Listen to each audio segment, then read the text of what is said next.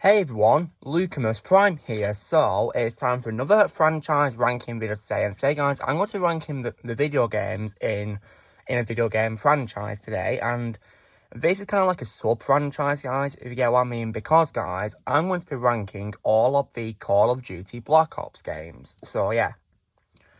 So this will be including all the games in the sub-franchise, guys. And as a bit of a heads up, I will also be including Call of Duty World at War. Because even though it doesn't have Black Ops in the title, it takes place in the same timeline as the other Black Ops games. So yeah, I'm going to be including that as well. So just so you know, guys, this is my personal opinion, okay? So if you guys don't agree with me, that's absolutely fine. But please respect my opinion just like I respect yours. Okay, so let's begin with my all-time favorite Black Ops game ever. I'm going to definitely go 100% without a single doubt with Call of Duty Black Ops 2. Released in 2012, and yeah, this is definitely my favourite in the Black Ops games, and overall, it's my second favourite Call of Duty game in the franchise after Modern Warfare 2 from 2009. So, I literally have no problem at all with this game, really. I really love it. What I love about it is the gameplay. I think the gameplay is absolutely awesome and epic. It's just what you need for a Call of Duty game. I like as well how Frank Woods, despite his apparent sacrifice in the first game, luckily came back. I'm really glad they confirmed that he survived what happened because I love Frank Woods. I also thought Raul Menendez was a phenomenal villain in the game. He's probably like my second favourite villain after Makarov and General Shepard, you know, both from Modern Warfare 2. Although Shepard is number one, absolutely. But Raul Menendez is an absolutely phenomenal villain. I don't think any Black Ops villain can top Raul Menendez, ever, really. I also, as well, loved how it took place in two eras, being the 1980s and the year 2025, which is actually 4 years away, guys. Wow, getting close. But actually pretty awesome. I liked that. And I like how it focused on, you know, two plots. One focusing on returning protagonist Alex Mason, and the other focusing on his son in the future, David Mason, also known as Section, as his nickname. I also love how this game introduces a brand new feature to the franchise, which is choices, where you can make choices in the story and it can affect, you know, the story later on. I do like that, it's pretty cool. And it also introduces the concept of side missions being, you know, those strike force missions. They're actually really good, and if you play them, they do have an impact on the story as well, so it's definitely important that you play them. When I first played the game, you know, I didn't really think they were necessary until I realised the mistake I made later. Because I came in blind, you see, guys. I had no idea that they were important to a story. I also love the music as well. I like Jack Wall's soundtrack for the entire game. My favourite track he composed is Adrenaline, which plays in the mission called Colossus, I think. Pretty cool. And I also love the main theme composed by Trent Reznor as well. Absolutely. Phenomenal music. And I also, as well, love a voice cast. So, returning from, you know, the first Black Ops game is, you know, people like, you know, James C. Burns as Woods, Sam Worthington as Alex Mason. I was happy about that. And also Andrew Divoff as Kravchenko. I'm glad this game finally gave us a chance to get revenge on Kravchenko for what happened in the first game, absolutely. I was happy about that. With regards to, you know, Michael Keaton as Hudson, while I do prefer Ed Harris as his voice from the first game, I actually am one of those people that actually does not mind Michael Keaton as Hudson because, you know, I see it as like an Obi-Wan Kenobi thing where, you know, a different actor plays the older and younger version of him, really. And I think Michael Keaton works good as an older Hudson. We can just assume that due to age, his voice has changed, maybe, couldn't we? I mean, it's Michael Keaton, guys. How can you hate Michael Keaton? But, see, that's my favourite role he's played to this day. He's still Batman. But, yeah. Anyway. So that's Black Ops 2, guys, and I give that game a flat-out 10 out of 10. I love this game so much. My second favourite in the franchise is World at War, released in 2008. Now, this is definitely, you know, a great contender to Black Ops 2, but, you know, in terms of, you know, the game itself, and I love this game. So, yeah. What I like about it is the action in the game. The action is absolutely incredible, really great, and depiction of war is also pretty good as well. And what I like about this game is the direction it took, where it became really dark and gory. I love that new addition. It's just what you need in a game taking place in a war, which I think is, you know, the World Wars, I think, maybe. And I'd have to replay the game to remember, but it's definitely in like a World War. And yeah, I love the direction it took, really, because it's what you need for a franchise. And it definitely improved, you know, in terms of graphics as well. And this is 2008, guys, so yeah, I think it was the first one to do it, I think, after, you know, the first Modern Warfare game the previous year in 2007. And I do love the voice cast as well. My favourite character in the game is Victor Reznov, who is voiced by Gary Oldman. He did a phenomenal job voicing Victor Reznov. I liked Kiefer Sutherland as well in his role, and also Aaron Stanford, you know, Pyro from the X-Men films as well. Yeah, they were definitely, you know, great in this game, absolutely. And yeah, this was definitely, you know, a big point of the franchise where it all changed and, you know, really improved gracefully. So, and I give this game also a 10 out of 10. Absolutely amazing game. My third favourite in the franchise is the first Black Ops game from 2010. So this is technically the second game in the timeline because it's a follow-up to World at War, just a different name in the title. What I like about it is, once again, the gameplay is also really great as well, guys. I love the gameplay. Really good.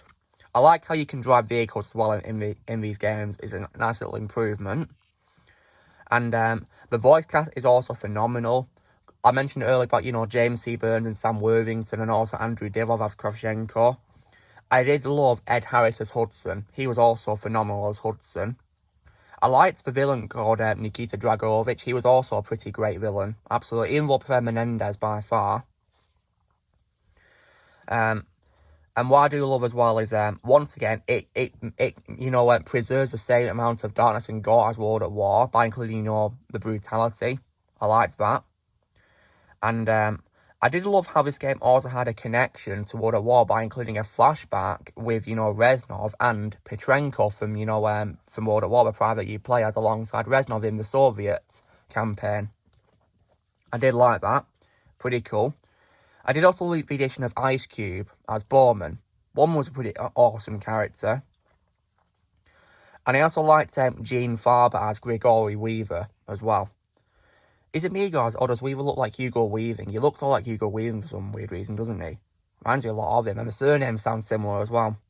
But my favourite character, though, is Woods, guys. Frank Woods is my favourite Call of Duty Black Ops character. He's just absolutely awesome. And Victor Reznov is definitely a close second as well. However, the reason why it's my third favourite, guys, my issues with the game is, I don't like how Borman was killed off. I think Borman deserved much better, because I thought he was a really cool character. I didn't like how he killed him off. It was really brutal and disturbing too, how that you know, Russian soldier beat him on the head. That was just gruesome.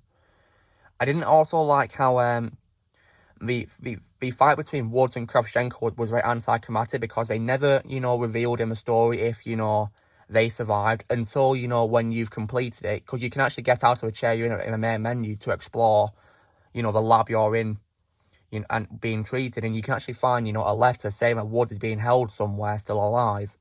But I wish they revealed it much more early, because, you know, it was so anticlimactic, really.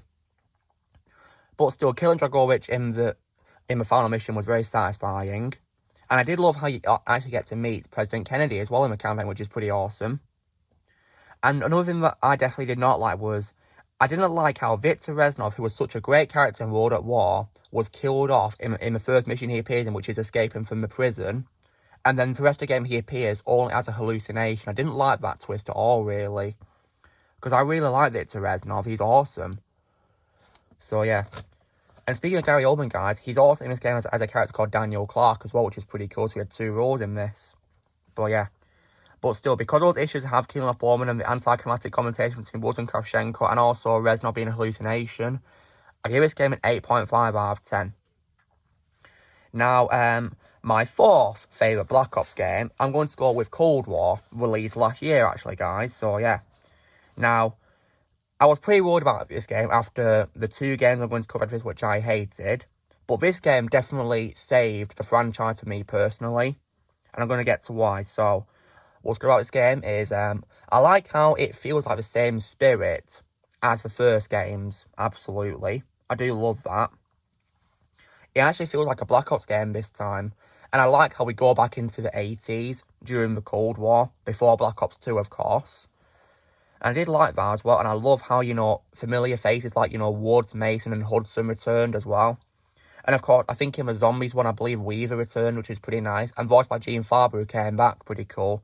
And of course, we got an appearance by Kravchenko with Andrew Divoff returning to voice him, because Andrew Divoff, I can't imagine anyone else voicing Kravchenko other than Andrew Divoff. Absolutely.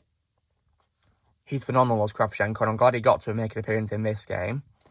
But when it comes to new characters, however, guys, my favourite character they introduced in this game is Russell Adler, played by motion capture by Bruce Thomas, who you guys who are Halo fans may know has been the mocap for Master Chief.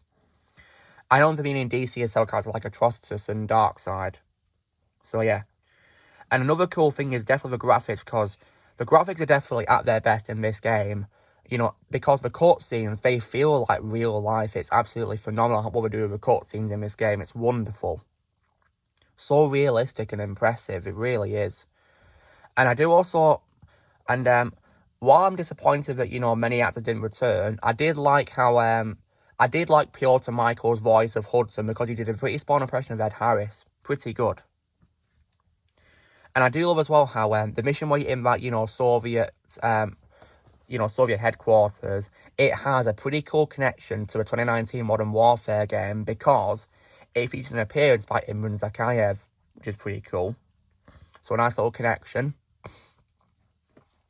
However, what I don't like about this game is, I don't like how compared to the previous Black Ops games, you know, World at War, Black Ops and Black Ops 2, I feel like the campaign was way too short, to be honest, guys.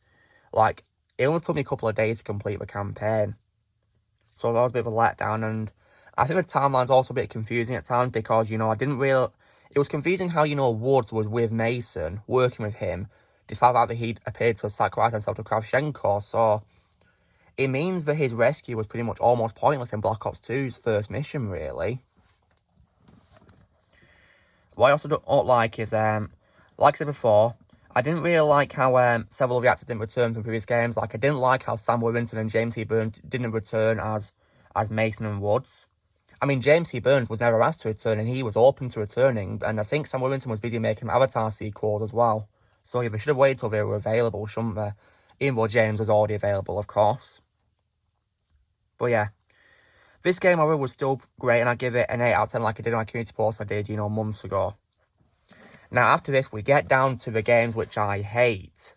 And the first one I'm going to get through, this is my 5th favourite, which is Black Ops 3, released in 2015. And yeah, I really hate this game so much, guys. It's a big letdown compared to the other games.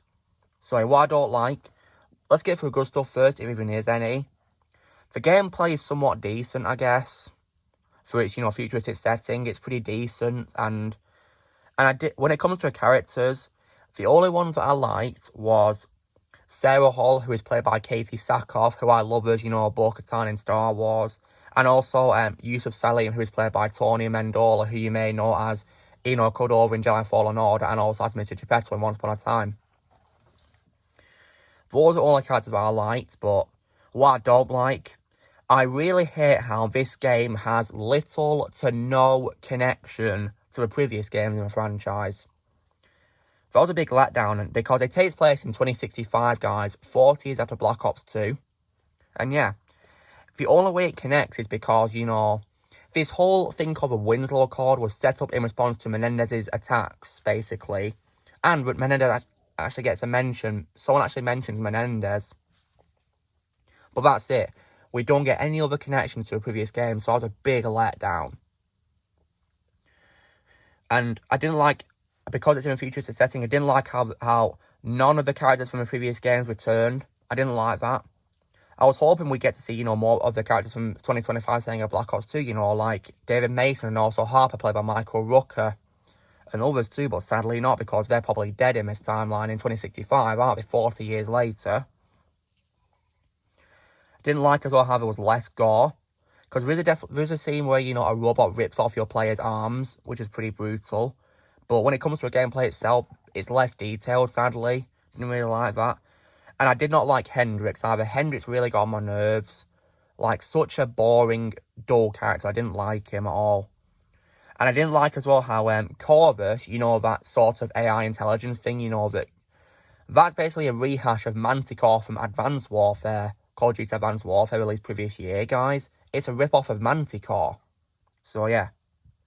Didn't like that, really. It lacked innovation, and I hated it, so... And the trailer, the very first trailer, is very misleading because it features voices from the previous 2 games of, familiar voices like, Woods, Mason, Hudson, and Menendez, and that's it. But they didn't appear in the game, so what a big letdown. But despite that, because the gameplay is decent, the graphics were okay, and I liked Sarah Hall and Yusuf Salim, I gave this game a 5 out of 10, but I still hate it. And now we get down to the #1 worst Black Ops game ever. And I would also say this is the worst Call of Duty game overall, which is none other than Black Ops 4, released in 2018. So yeah, I was pretty excited for this game. I was hoping it would fix the damage done by Black Ops 3, but it made it much worse, and I'll get to why. Because I can't really think of anything good about this game, guys. I just can't think of anything good, really. I suppose graphics were okay, and I like how, several familiar faces like, Woods and Mason and Menendez and Hudson appear. But only in, like, the, online DLCs, sadly.